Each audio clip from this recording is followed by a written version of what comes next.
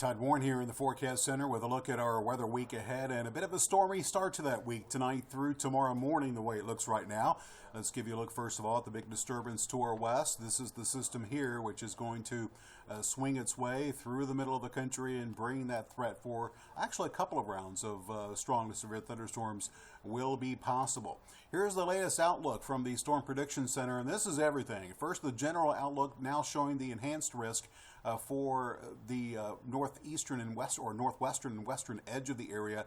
Most of the Arklatex under a slight risk. You can see here as we look at the other risks that we'll be looking at, there is some tornado risk that we'll have to keep an eye on, especially over parts of northeast Texas. Also looking at some hail concerns, and you can see perhaps the biggest risk that we could be facing is the threat for some damaging wind in this red area. That's the enhanced risk over the western sections of the area over parts of northeast Texas.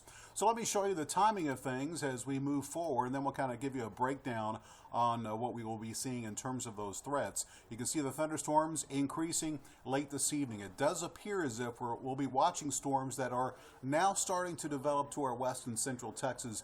That activity will float its way towards the north and east and into the northwestern sections of the area, say mid-evening. It looks like our window of best severe weather opportunities in round one will be basically from 9 a.m. to about 1, maybe 2 a.m.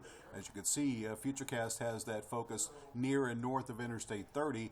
Notice moving past midnight, that activity decreases. Another cluster could move in towards sunrise tomorrow morning, again also along Interstate 30. Notice not much as far as East Texas and Northwest Louisiana, at least as far as Futurecast is concerned. And you can see more storms off to our west by 7 a.m. This activity will slide its way through mainly the northwestern sections of the area during the morning. Now by 1 o'clock, models have sped up things as far as the frontal system moving through. We very well could see the front through most of our area by 1 p.m. tomorrow afternoon. That would pretty much eliminate any further severe weather risk. It's the main concern for tomorrow afternoon, tomorrow evening will be well to the east and northeast of the Arklatex, and you can see the clearing trend that will begin to settle in as we close tomorrow afternoon as that drier air begins to move in behind the front. Let's talk about those threats. Again, these are some of the things that I showed you last night. Again, this is a Futurecast depiction on where the hail threat may be highest. And as I move this forward, you can see these swaths showing you that basically the northern sections of the region. Don't pay too much attention on exact location. Keep in mind this could be something like this before it's all said and done. But right now it looks like that chance will be highest over the north part of the area. That's round one. Here's round two, and you can see that risk does extend further to the south as we do have a slight risk for severe weather according to the Storm Prediction Center for tomorrow. I'll show you that here in a second.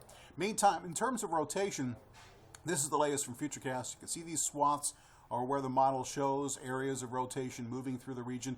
One thing to point out here this evening is the storms definitely will be stronger as they enter the area, and then we'll begin that weakening process once we near and get past midnight. You can clearly see that indicated. We have the darker oranges and reds just to our west. You can see the lighter colors here indicated as the storms move through the northern part of the area, and then we'll have another possibility for some rotating storms during the morning tomorrow, and then during the afternoon, again, everything shifts off towards the west. Now, as far as that outlook from SPC for tomorrow, it does look like a slight risk for us. Again, the more widespread severe weather will occur well to our east for tomorrow, but we will have to keep an eye on what happens during the morning hours. Timing is going to be key. If that front holds off until it doesn't move through until 6, 7 o'clock tomorrow evening, obviously the enhanced risk would be moved some.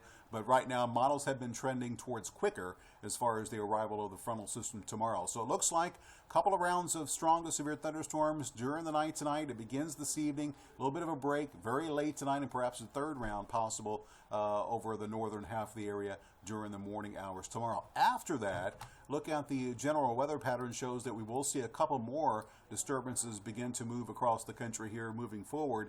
You can see there's tomorrow's disturbance, a little bit of rain for Saturday, a little bit of rain for Monday, and then we'll see another disturbance perhaps bring us another chance for some rain for the middle part of next week. So let's put all that together here in your 7-day forecast, and you can see that we will see the thunderstorms tonight and tomorrow.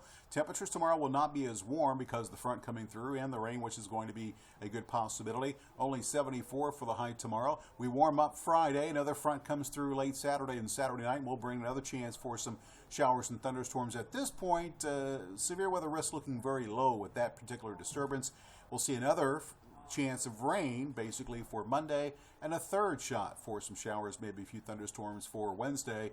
Daytime highs mainly in the 70s and 80s, and overnight lows for the most part will be in the 50s and 60s. So again, it looks like the threat for severe weather will begin later on this evening over especially the northwestern half of the Arklatex. It appears as if that is where the main threat for severe weather later tonight and tomorrow morning will continue to occur.